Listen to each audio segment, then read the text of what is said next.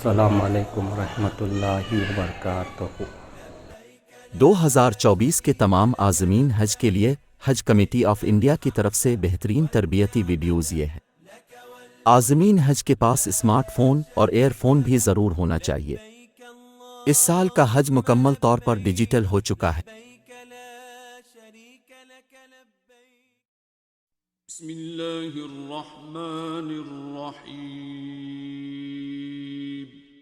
शुरू अल्लाह के नाम से जो बड़ा मेहरबान निहायत रहम वाला है।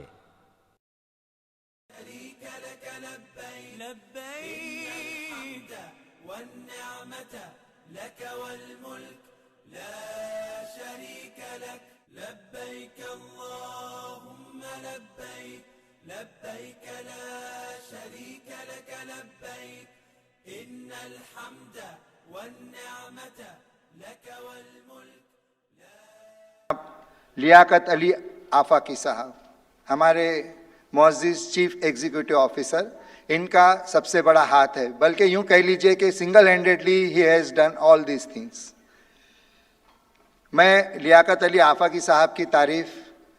चंद लफ्ज़ों में करना चाहूँगा। लियाकत अली आफाकी साहब पोस्ट ग्रेजुएट हैं JNU से। आप जनाब ने PhD कर रखी है और अरबिक लिटरेचर में आपको उबूर हासिल है, ना सिर्फ ये कि पढ़ने लिखने बल्कि बोलने में। और अरबी से मुतालिक आप यूँ समझ लीजिए कि वो अपने आप में एक मुजस्सम तस्वीर है आपके सामने। उसके अलावा 2008 बैच के IRS ऑफिसर भी हैं और एडिशनल कमिश्नर इनकम टैक्स के हैसियत से मुलाजिमत कर रहे हैं। ये हमारी खुशकिस्मती है कि ऐसे अफसर को हुकूमत हिंद ने हमारे हज कमेटी के काम के लिए मुनासिब समझा। और मैं अब आली जनाब लियाकत अली आफाकी साहब को स्टेज पर बुलाने की ज़हमत गवार करूँगा। जनाब लियाकत अली आफाकी साहब बराए करम स्टेज पर तशरीफ़ ले आएँ।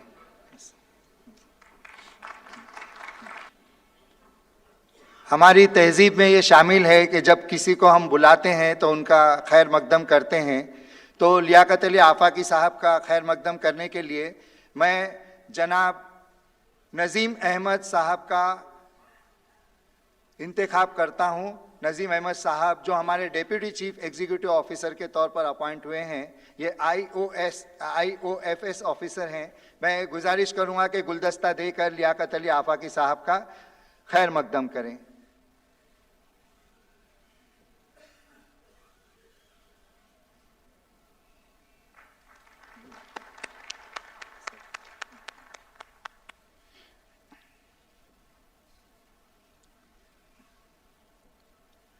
शुक्रिया नज़ीम अहमद साहब। हम हज कमेटी ऑफ इंडिया तमाम रियासती हज कमेटियों की मदद से इस ट्रेनिंग प्रोग्राम का इनेकाद करते हैं। मैं तमाम स्टेट हज कमेटियों का भी शुक्रगुजार हूँ जिन्होंने आप जैसे बासलाहियत ट्रेनर्स को चुना और आप लोगों को यहाँ ट्रेनिंग हासिल करने के लिए भेजा। ट्रेनिंग क्या है, ट्रेनिंग कैसे होगी,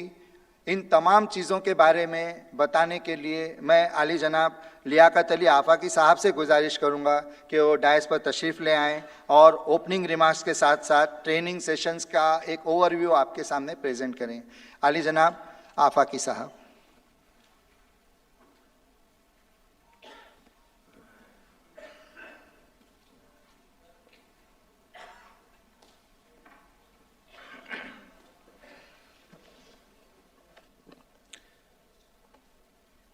अस्सलामु अलैकुम रहमतुल्लाहि व बरकातहू।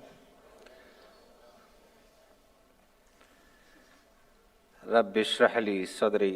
व यस्सिर ली अमरी वहलुल उक़दतन मिन लिसानी यफ़क़हू क़ौली।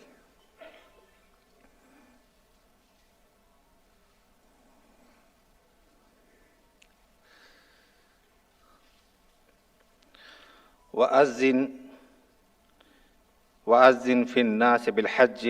यातूका रिजालन व अला कुल्लि दामिरिन यातीन मिन कुल्लि फ़ज्जिन अमीक।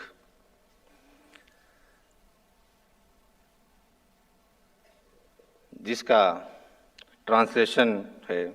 and proclaim to the people the Hajj pilgrimage they will come to you on foot, and every lean camel, they will come from every distant pass. और लोगों में हज की मुनादी कर दें, लोग तेरे पास पापयादा भी आएंगे और दुबले पतले ऊँटों पर भी और दूर दराज के तमाम राहों से आएंगे।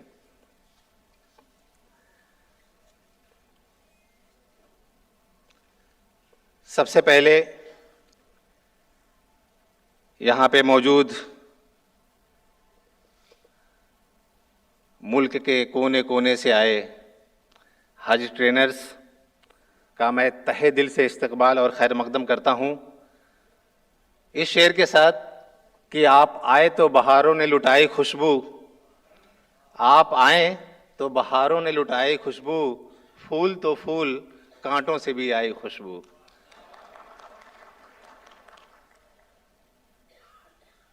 मेरे कलीग्स, मीडिया रिप्रेजेंटेटिव, ख्वातीन व हजरात, आप सभी का हिंदुस्तान की राजधानी, हिंदुस्तान का दिल, दिल्ली के इस विज्ञान भवन के प्लेनरी हॉल में आप सभी लोगों का तहे दिल से इस्तकबाल करता हूं और आप सभी लोगों को मुबारकबाद पेश करता हूं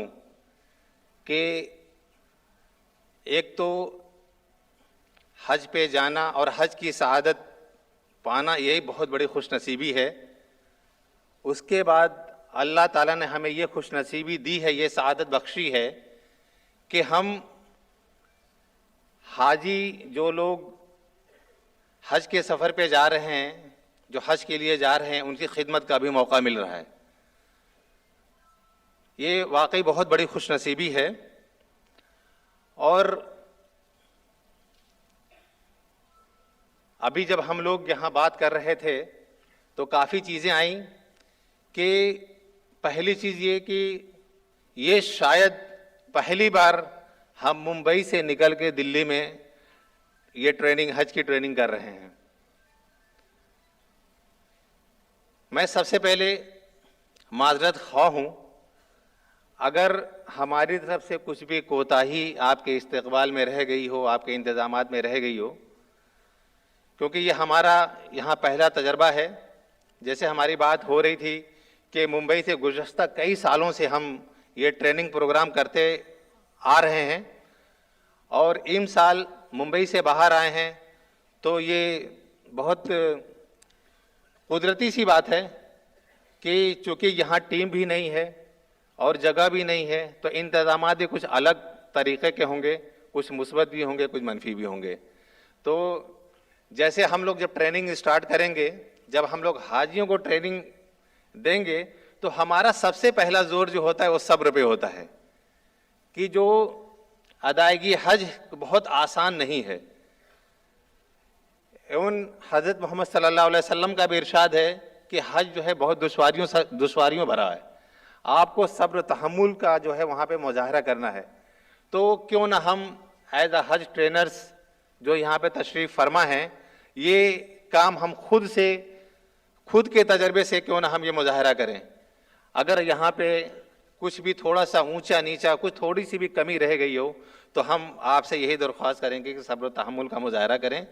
और हम आपके मशवरे का हमेशा इस्तकबाल करेंगे और आपके मशवरे के बिना पर भी इंशाअल्लाह अगले जब भी हम लोग कोई ट्रेनिंग प्रोग्राम करेंगे, आपके मशवरे को उसमें शामिल करेंगे। तो इस साल जो है ट्रेनिंग कई मानों में अलग है। एक तो हम मुंबई से बाहर दिल्ली में कर रहे हैं और एक तारीख़ी ये जगह है जो विज्ञान भवन में, तो आपको एक यहाँ का भी तजर्बा बिल्कुल नया होगा और दिल्ली का एक अपना तजर्बा होता है। मैं अपने बारे में बता दूं,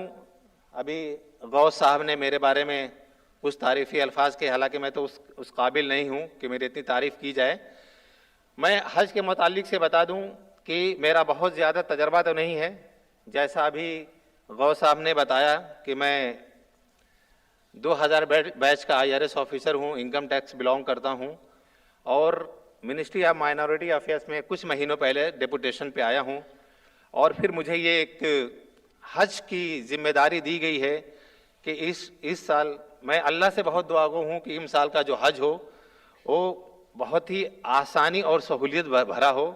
अगर माजी में कुछ मुश्किलात रही हों तो वो मुश्किलात इस साल ना हमारे हाजियों को दरपेश आए, यही मैं दुआ करता हूँ। और मैं जो भी बातें यहाँ करूँगा अपने तजर्बे के बिना पे कि जो मैंने पिछले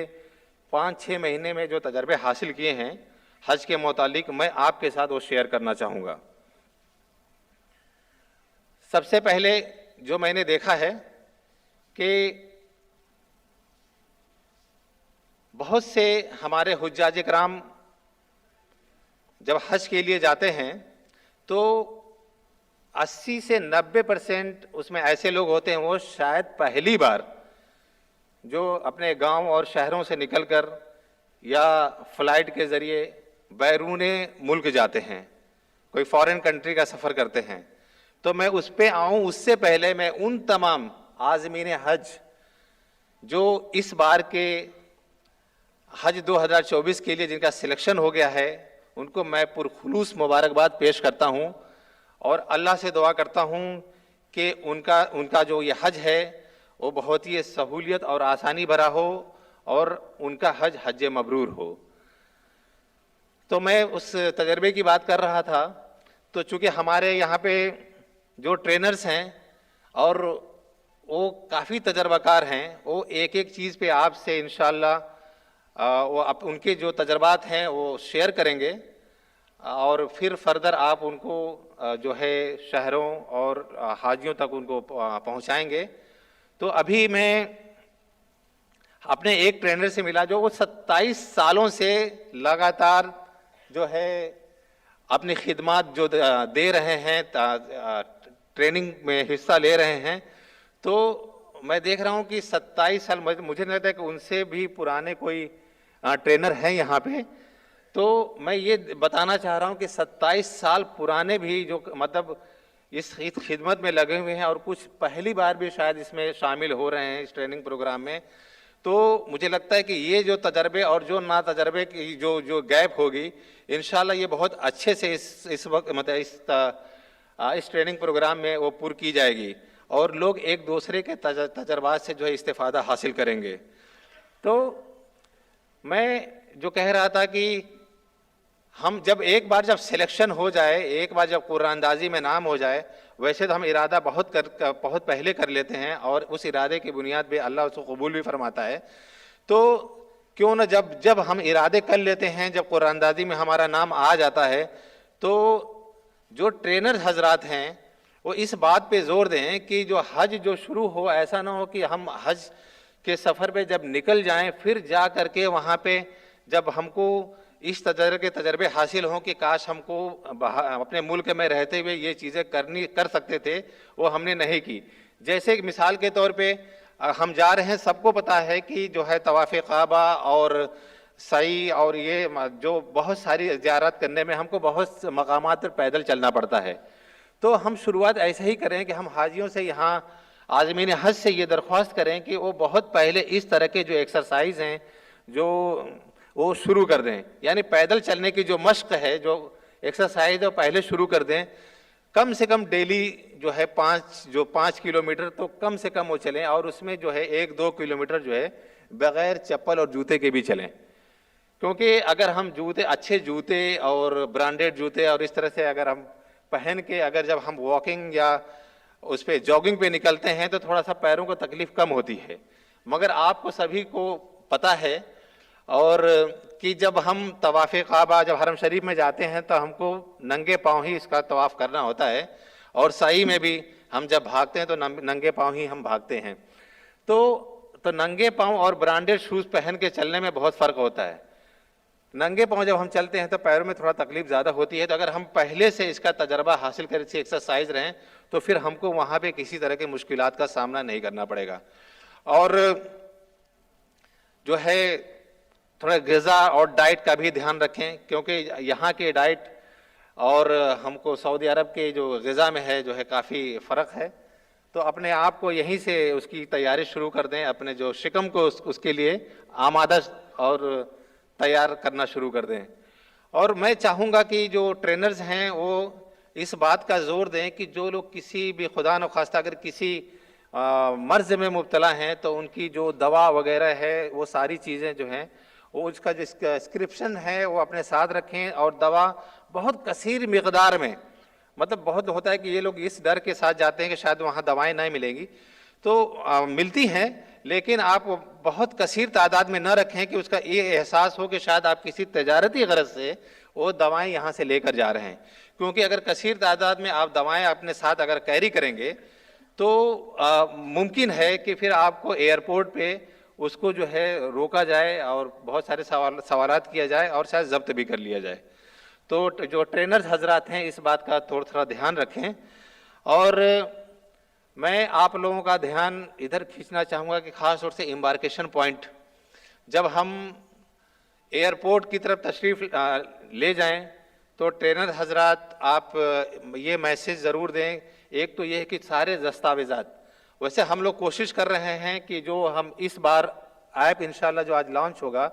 उसमें सारे don'ts and dos and don'ts की लिस्ट हम दे देंगे, चेक लिस्ट दे देंगे कि आप जब घर से निकलें तो आप उस चेक लिस्ट के हिसाब से एक बार अपने बैग में चेक कर लें कि आपने एम्बार्केशन पॉइंट पे जो चेक होने वाले दस्तावेज़ात हैं वो अपने साथ कैरी कर रहे हैं कि नहीं कर रहे हैं। तो चेक लिस्ट के हिसाब से आप उस पर टिक करते जाएं कि आपने अपने पासपोर्ट और जो है जो और भी ज़रूरी चीज़ हैं आपने अपने साथ रख लिया है। और एम्बार्केशन पॉइंट पे आप एयरपोर्ट पे जब जाएं तो जैसे बताया जाएगा कि आपको 5 घंटे कबल वहाँ पहुँचे। तो बहुत से लोग ये सवाल करते हैं कि 5 घंटे पहले, क्योंकि तो बहुत पहले का, बहुत कबल अज वक्त है 5 घंटा। तो आपको पता है कि वहाँ पे जा कर के हमारे हज कमेटी ऑफ इंडिया के भी जो कारकुन होंगे वहाँ पे वो आपके बहुत सारे दस्तावेज़ात चेक करेंगे और आपको जो है कुछ कागजात वहाँ भी मुहैया करवाएंगे, ब्रेसलेट वगैरह। और जो चूँकि इस बार जो आपको ब्रेसलेट, ई ब्रेसलेट और ई ब्रेसलेट में इंशाल्लाह आपका जो है QR कोड भी हम लोग देंगे। और ये सारी चीज़ें हम लोग लिंक करेंगे जो ये ऐप लॉन्च हो रहा है उसके थ्रू, ताकि आपके जो सारे डेटा जो हैं आपका किसी भी लॉस ना हो। तो उसके लिए हम लोग कोशिश कर रहे हैं। और एक चीज़ और है कि ट्रेनर्स हजरात, हम जो हाज़मीन हज हैं हमको इस बात का ख़ास उनको तवज्जो दिलानी है कि हमारे इखलाक व आदात व अतवार जो यहाँ से लेकर के एम्बार्केशन पॉइंट से लेकर के यानी एयरपोर्ट से लेकर के वापसी तक, वैसे तो ताज़ ज़िंदगी ये चलनी चाहिए, बहुत ही खूबसूरत और अच्छे हों और लोग उसको जो है फॉलो करें। इस तरह के हमारे अखलाक व आदात और अतवार होने चाहिए, हमारा बिहेवियर इस तरह का होना चाहिए। तो एक मैं जब ये बात कर रहा हूँ कि एयरपोर्ट पे जब पहुँचे, चूँकि उसका एक सेशन भी अलग है कि आपको फ़्लाइट से कैसे जाना है, हवाई परवाज़ में आपका बैग कैसा होना चाहिए, साइज़ क्या होना चाहिए और आपको क्या उसमें सामान लेके जाना है, कैसे रैपिंग करनी है। आपको रस्सियाँ नहीं बांधनी है, क्योंकि अक्सर देखा गया है कि अगर हम गलत ढंग से रस्सियाँ वगैरह बांधते हैं तो जब हम वो स्क्रीनिंग मशीन से जब वो बैगेज गुजरते हैं तो बहुत सारी रस्सियाँ जो हैं स्क्रीनिंग मशीन में फंस जाती हैं, जिसकी वजह से स्क्रीनिंग मशीन के टूटने का अंदेशा रहता है। और अगर ऐसे हालात हो जाते हैं, स्क्रीनिंग मशीन वगैरह टूट जाती हैं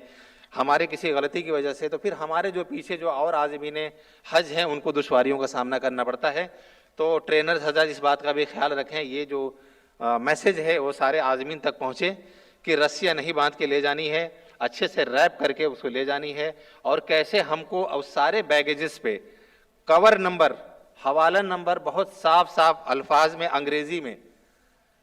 में इसलिए कह रहा हूँ कि ताकि हर कोई उसको पढ़ सके और वो ज़रूर लिखें और बहुत क्या वाज़ेह इसमें लिखें। और ख़ास तौर से एक चीज़ है कि आपको उसमें जो ममनुआ अशिया हैं, जो प्रोहिबिटेड जो सामान है वो नहीं ले जानी है। उसके लिए हज कमेटी ऑफ इंडिया ने इस बार एक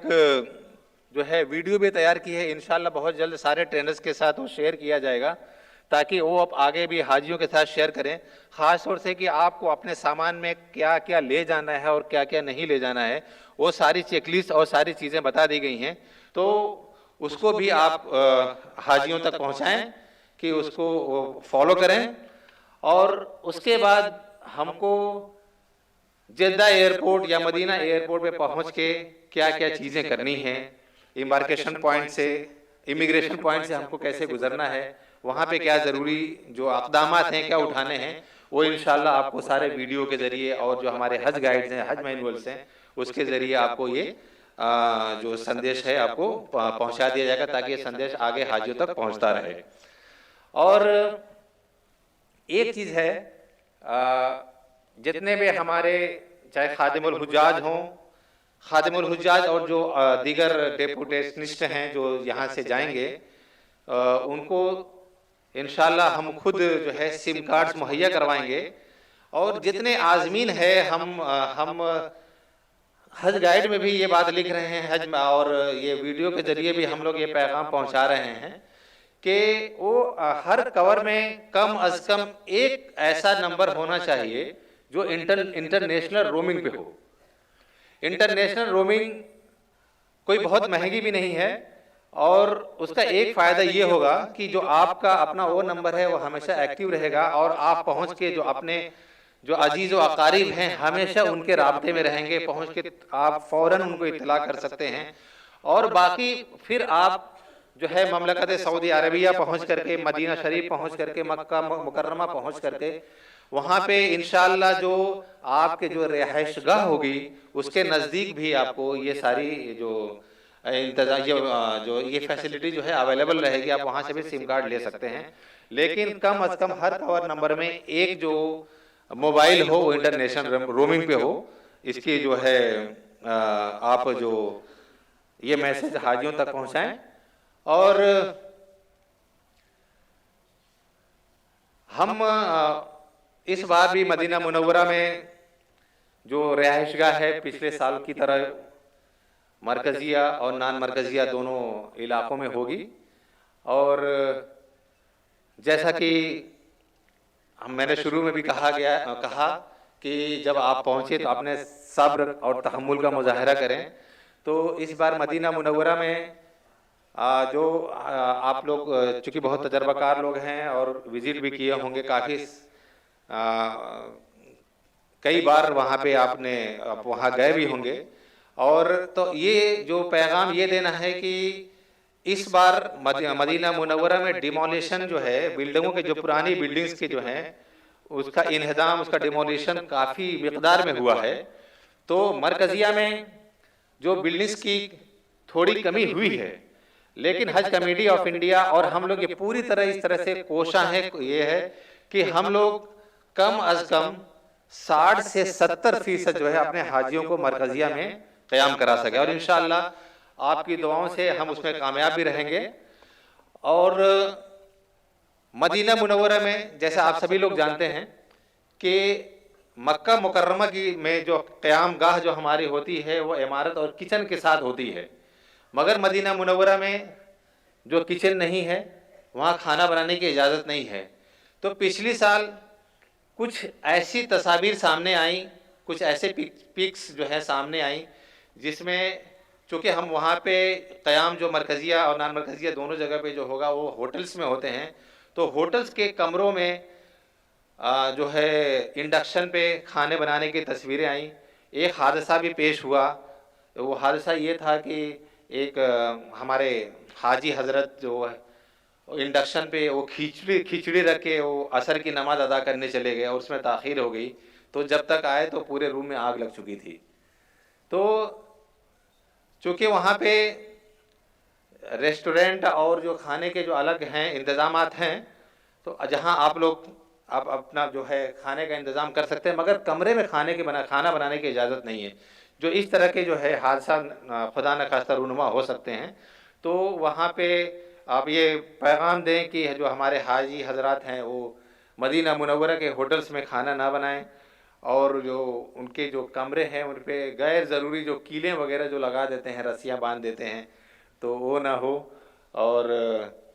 बस हमको जो बाकी जो गाइडलाइंस है उनका फॉलो करें। बाकी अजीज़िया में और अजीज़िया इस बार अजीज़िया के अलावा भी इंतज़ामात किए जा रहे हैं इंशाल्लाह। और भी जो नई नई बिल्डिंग्स आई हैं बिल्कुल अजीज़िया के करीब ही, तो वहाँ पर भी जो है किचन का अच्छा इंतज़ाम रहेगा सिलेंडर्स के साथ, तो आप वहाँ खाना बना सकते हैं। और एक ज़रूरी चीज़ जो मैं और कहना चाहता हूँ कि अजीज़िया में जो जिनका क़याम रहेगा, तो वहाँ पे इस बार हम लोग कोशिश कर रहे हैं, और सऊदी हुकूमत का भी ये जो इंस्ट्रक्शन है कि हम वहाँ पे जहाँ तक बल्कि हर मुमकिन ये कोशिश करें कि महरम और ना महरम का रहने का जो इंतज़ाम हो वो बिल्डिंग के अंदर अलग अलग हो। अब तक हम लोग यही करते रहे कि एक कमरे में जो है पर्दा डाल के हम लोग इंतज़ाम कर लेते थे, वो भी इंतज़ाम रहेगा, मगर हर मुमकिन कोशिश यही करेंगे कि एक ही फ्लोर पे जो ख्वातीन का कमरा जो है अलग हो और मर्द हजरात का कमरा अलग हो, क्योंकि जी तो इंशाल्लाह ये इंतज़ाम है इस बार वहाँ पे रहेगा। और हम लोगों का पूरी कोशिश ये है कि ट्रांसपोर्टेशन का बहुत अच्छा इंतज़ाम हो, और हम लोग उसमें पूरी तरह उस पर कोशिश कर रहे हैं कि आप कहीं भी रहें, आपको कभी इस बात का खदशा ना हो कि मैं हरम शरीफ कैसे पहुँचूँ। हमारी कोशिश ये है कि अगर आपने एक बार ये फैसला कर लिया है कि आपको ये नमाज जो है हरम शरीफ में अदा करनी है, तो आप बाहर निकलें और आपके लिए जो है बस या जो भी व्हीकल हो वो आप वहाँ मौजूद हो और आप हरम शरीफ आसानी से पहुँच सकें। और एक और खुशखबरी ये है कि इस बार मशायर रीजन में यानी मीना, मुज़दलिफ़ा और अरफात में इस बार जो इंतज़ामात खेमों का हो रहा है वो कैटेगरी सी इस बार हम लोगों ने लिया है। पिछली बार कैटेगरी डी था जो लोवेस्ट था, इस बार हम लोगों ने कैटेगरी सी का जो है चयन किया है। तो कैटेगरी डी और कैटेगरी सी में जो है आप सर्विसेज में फ़र्क होती है। आप इसका फ़र्क ऐसे समझिए कि कैटेगरी डी 2 स्टार होटल है की सर्विस है और कैटेगरी सी है वो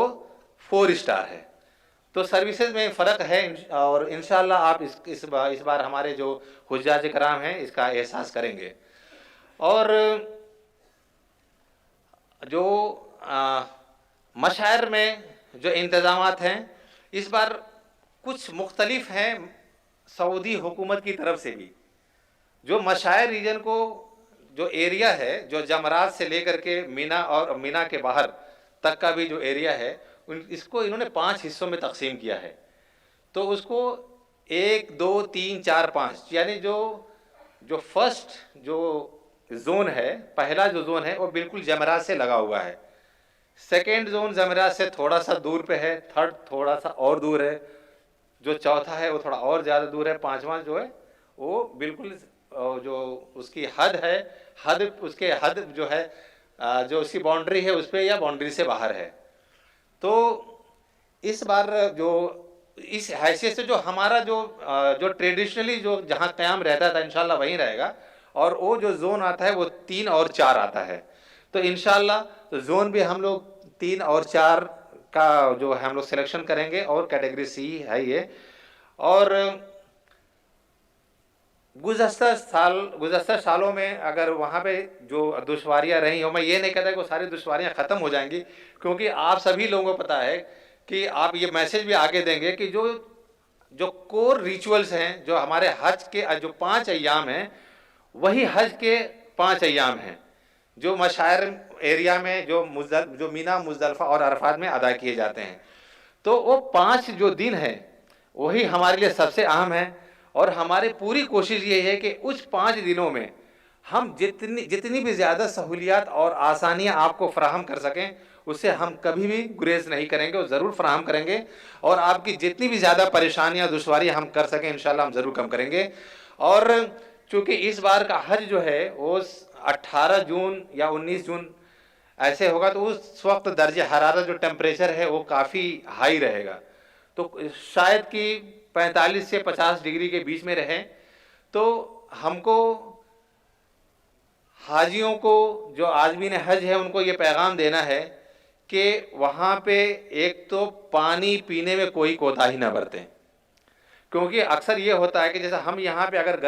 गर्म इलाके में जाते हैं तो हमको प्यास का एहसास तुरंत हो जाता है, और प्यास में शिद्दत होती है तो उसका भी एहसास हो जाता है कि इस प्यास में हमारे शिद्दत है, हमको तुरंत पानी चाहिए। मगर जब हम उस इलाके में होंगे तो शायद हमको उस तरह से एहसास ना हो, मगर हमारे जिस्म से पानी की कमी होती रहेगी, और शायद जब हमको बहुत शिद्दत का जब एहसास हो उस वक्त कमी बहुत ज़्यादा हो जाए पानी की, और शायद हम फिर किसी और दुश्वारी में मुब्तला हो जाएं। इसीलिए हमको ये एक मैसेज देना है कि वक्तन फ़वक्तन वहाँ पानी पीते रहें और ORS इलेक्ट्रॉल वगैरह का ज़्यादा से ज़्यादा इस्तेमाल करें ताकि पानी की कमी ना हो इंशाल्लाह।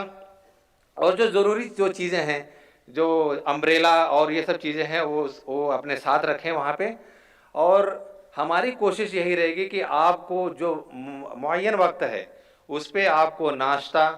और जो है दोपहर का खाना, रात का खाना आपको बिल्कुल वक्त पे मिले और फ्रेशली कुक्ड मिले, बिल्कुल ताज़ा खाना मिले, ताकि आप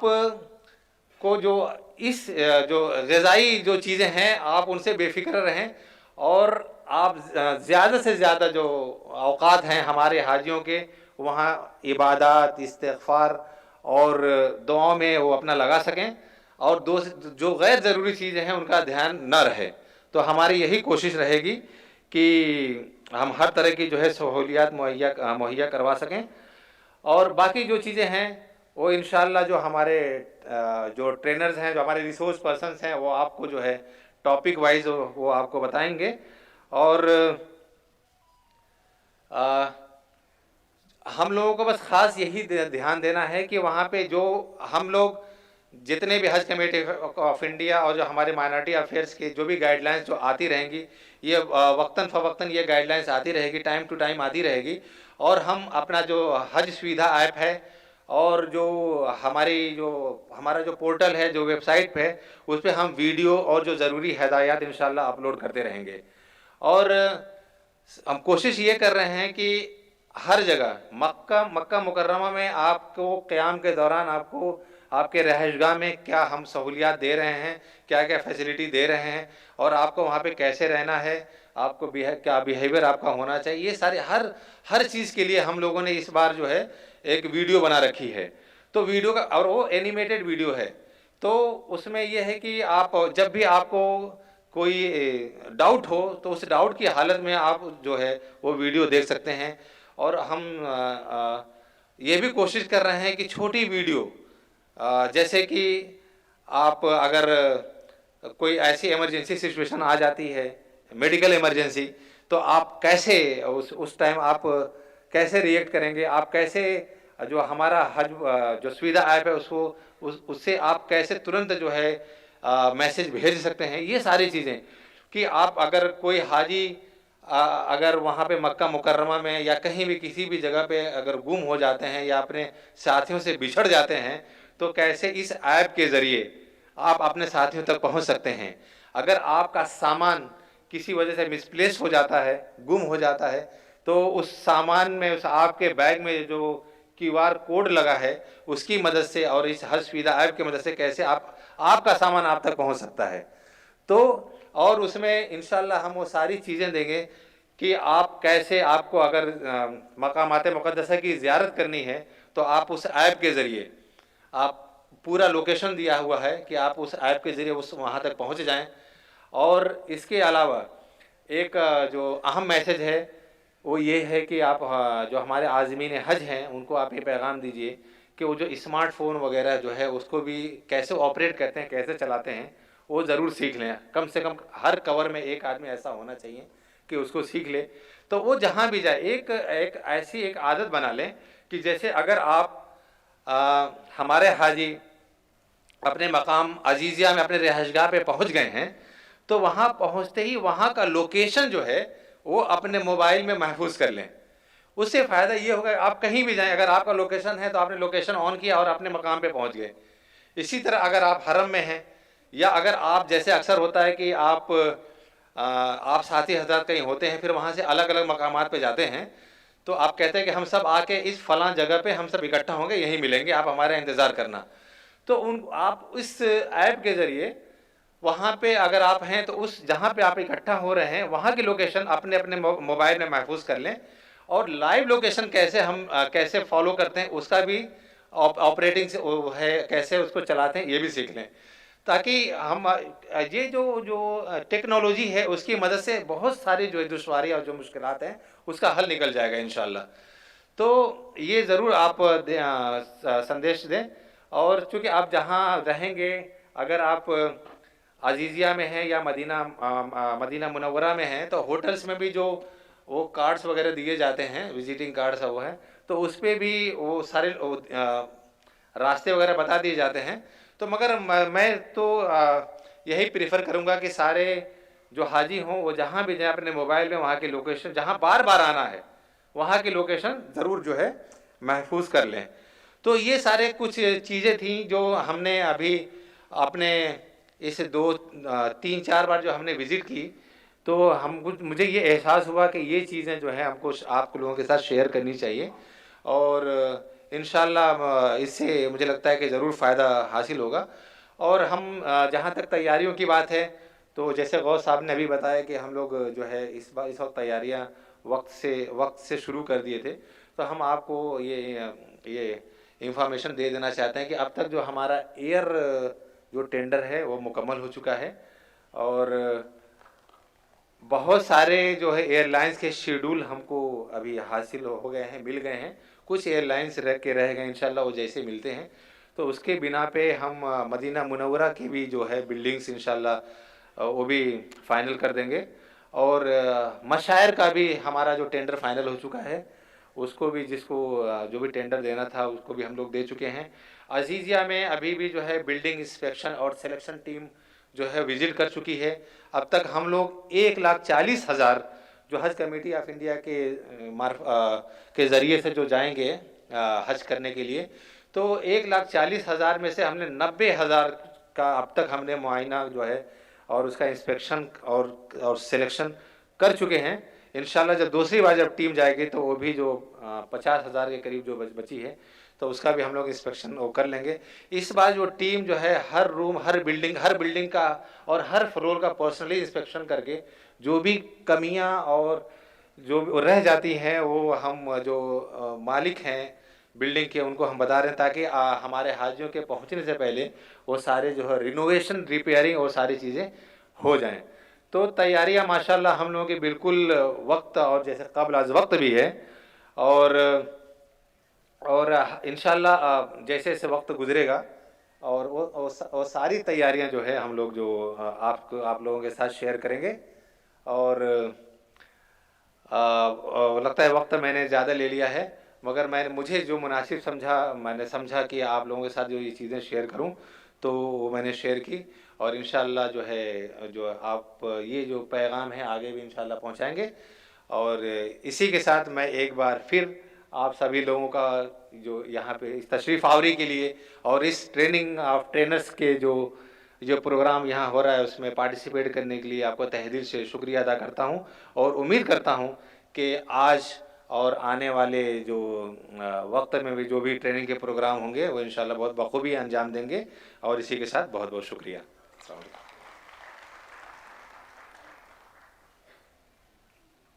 शुक्रिया सर।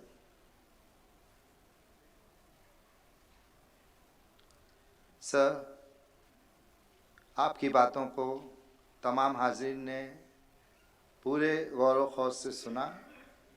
और उन्होंने ये जाना कि आपकी रहनुमाई में पहली मर्तबा ये होने जा रहा है कि एक ही बिल्डिंग में एक ही फ्लोर पर ख़वातीन के लिए और मर्द हजरात जो भी हमारे हाजी साहिबान हैं उनके लिए इस तरह का इंतज़ाम हो रहा है कि दोनों तरफ से आपके हक़ में ताउम्र दुआएं होती रहेंगी। ये एक ऐसा इक़दाम है जो इससे पहले कभी नहीं हुआ था, और इसको लेकर के लगभग 60 से 70% हुज्जाज कराम शिकायत दर्ज कराया करते थे। तो आपका ये कदम वाकई में ना सिर्फ ये कि सराहनीय है बल्कि काबिल कबूल है इस्लामी नज़रिए से भी, और लोगों की दुआएं आपके साथ रहेंगी।